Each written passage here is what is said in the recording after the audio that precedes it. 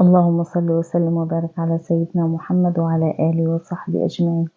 ازيكم يا حبايبي، عاملين ايه؟ يا رب تكونوا بخير. معاكم آية من يوميات آية ودي قناتي.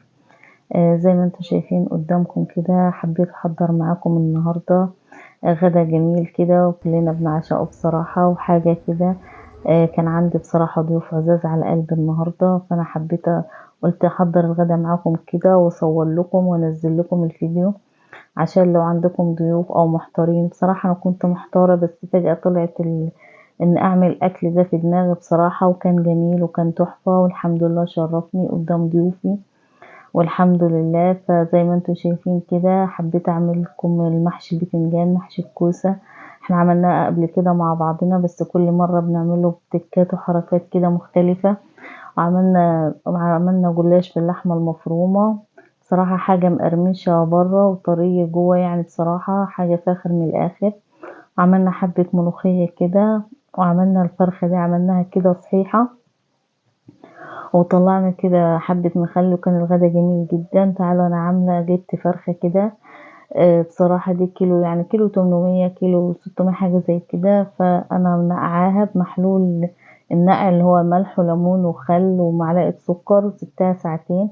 وبعد كده معايا بصلاية مفرومة حطلها فلفل وملح بس مفيش أي، صفيتها من المية كويس قوي. وهفضل ادعكها في البصل كده بره وجوه بصراحة عشان ريحة الزفارة مبقاش ليها ريحة زفارة، يبقى طعمها مسكر. وهكتف الفرخة كده زي ما انتم شايفين، وعندي حلة على النار بتغلي. بصراحة كانت خرافية أقسم بالله، وكان منظرها وريحتها وطعمها خرافة. ومعايا طبعا انتوا عارفين الخضار اللي انا بحطه للشوربة بتاعتي، طماطم وبصل وحبهان، فلفل اسود، ورق لورا، طماطم. بصراحة معايا هنا بصلتين كبار هنا أو 3 مبشورين، وعليهم قرن فلفل بارد وقرن فلفل حامي، كلهم ضربهم في قلب الكبة. وكده المية طبعا غليت معايا، هنزل بالفرخة بتاعتي. بصراحة شايفين نظافتها وزي الفل، وبصراحة حاجة خرافية كده. وبعد كده نزلت بالخضار بتاعي والتوابل وهسيبها مع نفسها. أنا خلاص حاطها على العين التانية عشان ما تبقاش البوتاجاز زنقة معايا وكده. وهفضل اقلب لحد البصل ما ياخد لون، وحطيت عليه ملح وفلفل اسود. وبعد كده بعد ما حطيت الملح والفلفل الاسود نزلت عليهم بشبشق من الطماطم، وهسيبها تتسبك مع نفسها ومعلقة سكر. هتشوفوها معايا هي معلقة السكر دي عشان الحدوقة بصراحة بتخلي طعم الصلصة فظيعة. كده الصلصة بسم الله ما شاء الله خلاص دخلت في السوا معايا اهو. ومعايا هنا الشوربة بتغلي معايا، الفرخة اهي على العين التانية. شايفين الشوربة بتاعتها رايقة وبيضة وجميلة ازاي. ومعايا هنا طاسة هحطها على النار واحط فيها مادة دهنية، زيت، سمنة، زبدة اللي عندك. انا حطيت هنا زيت، وهنزل ببصلتين مفرومين كده وعليهم قرن فلفل سبايسي كده حراق. وهفضل اقلب واشوح لحد البصل ده ما ياخد لون. وهنا بقى احنا عصجنا اللحمة مع بعضنا قبل كده كتير، وبعد كده هفضل اشوح. وبعد كده احط بابريكا، كزبرة، ملح، فلفل اسود، كمون. حطيتهم على الصلصة بتاعة المحشي. وبعد كده خلاص شوحت البصلة، ونزلت بربع كيلو لحمة مفرومة دي اللي بتاعة الجلاش. وهفضل اشوح فيها كده لحد ما تاخد لون واللحمة تستوي معايا وتبقى الدنيا تمام. بصراحة انا حبيتها يعني عملتها بلون كده غريب النهاردة. حطيت لها معلقة بابريكا على طماطميتين كده، انا كنت حابة ان هي اللحمة تبقى معايا حمرا كده في قلب الجلاش عشان احس حاجة متغيرة يعني. وبعد كده نزلت ممكن تسيبيها كده تحط لها توابلها وتسيبيها بنفس اللون اللي قدامك ده، بس انا حبيت ادي لون للحمة تستي حلو اللحمة النهاردة. وبعد كده خلاص نزلت بالكزبرة ونزلت بالرز وقلبتهم على الصلصة، وكده خلطة المحشي جاهزة معايا. وبعد كده خلاص ونزلت بقرن فلفل اصفر احمر، كنت ضربهم في قلب الكبة بصراحة عشان انجز وقت معايا. ونزلت على اللحمة بعد ما اتشوحت، بصراحة كانت ريحتها خرافة وطعمها بصراحة كان جميل جدا. وبعد كده الشوربة خلاص الفرخة استوت معايا بقيت جميلة والله العظيم وتحفة. بصراحة شايفين البخار. لو وصلت لحد هنا ما تنسوش في لايك وشير واشتراك في القناة عشان يوصلكم مني كل جديد يا حبايب قلبي. وبعد كده خلاص الفرخة استوت معايا، وتفعلي زرار الجرس لو مش متفعلين. وانا دلوقتي معايا جبت ربطة كزبرة كده قطعتها وحطيتها في قلب الحلة دي، بصراحة بتدي ريحة للمحشي وطعم خرافة. بصراحة حاجة خرافية، وما بتخليش المحشي حتى لو النار عليت عليه ما بتخلوش يتحروق ولا اي حاجة. وهفضل احشي في المحشي كده. حشيت واحدة البتنجان بوريكم اهو بعد كده، او تبلت طبعا تتبيلة المحشي معايا كزبرة، ملح، فلفل اسود، كمون، ده شيء اساسي. حبة هرسة شطة كده، وظبطت الدنيا. وبعد كده ظبطت الملح بتاعه، وهفضل احشي زي ما انتوا شايفين كده. خلاص انا حشيت كده، خلاص انا اديته بصراحة لامي، هي امي اللي كانت عندي. قلت لها خلاص خدي احشي انت المحشي عبال انا ما اظبط الجلاش باللحمة المفرومة زي ما انتوا شايفين كده.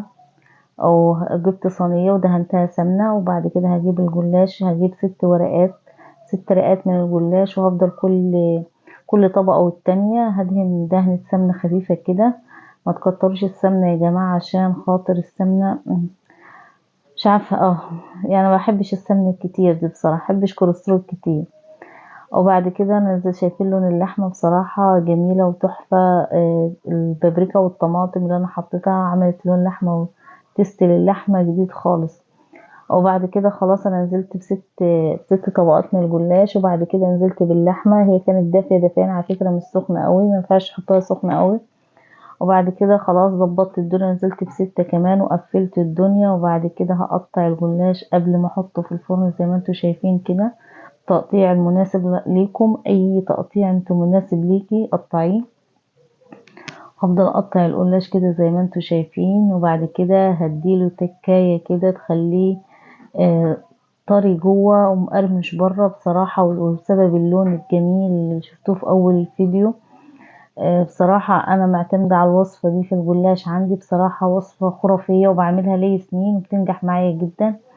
وبعد كده التكاية دي جبت كوباية عادي، كوباية شاي من اللبن. وبعد كده نزلت ببيضة.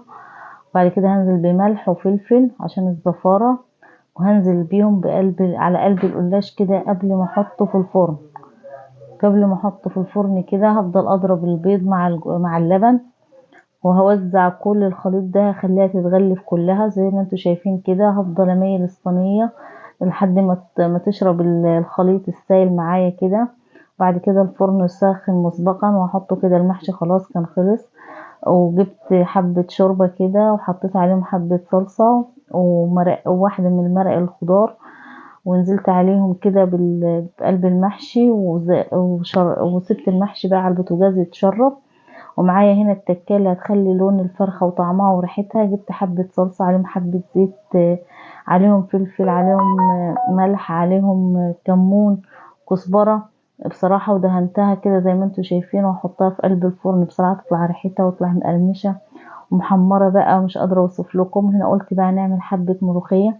صراحة انا لقيت الملوخية عندي دي قليلة خالص، فانا جبت حبة ملوخية من الملوخية اللي هي الملوخية الصعيد اللي هي الناشفة دي، اللي احنا الملوخية الصعيد اكيد كلنا عارفينها يعني. جبت حبة وزودتها، بصراحة كان عاملين تيست للملوخية حكاية يعني، عملت تيست تحفة بصراحة زي ما انتوا شايفين كده. وخلاص خلصت الملوخية وقلت اعمل التقلية. جبت الطشاشة بتاعتي، المتابعين اللي متابعيني عارفينها.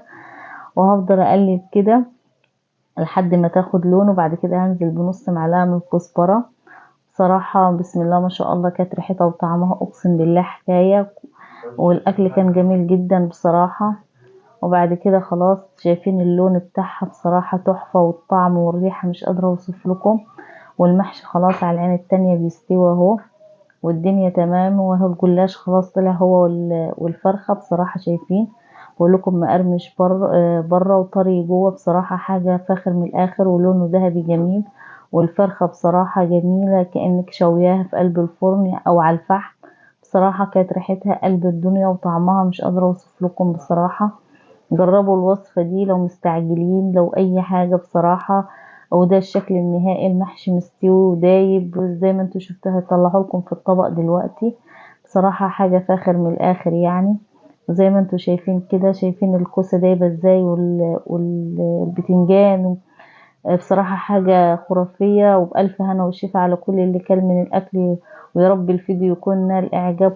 وما تنسونش في لايك وشير واشتراك في القناة عشان يوصل لكم مني كل جديد. لو مش مشتركين انزلي اشتركي تحت على كلمة اشتراك، وفعلي زرار الجرس عشان يوصل لك مني كل جديد. واشوفكم على فيديو جديد، ويا رب الفيديو يكون نال اعجابكم، واشوفكم على فيديو جديد يا حبايب قلبي. والسلام عليكم ورحمة الله وبركاته. زي ما انتم شايفين كده الاكل تحفة، والف هنا وشفا على كل اللي اكل منه، واشوفكم على فيديو جديد.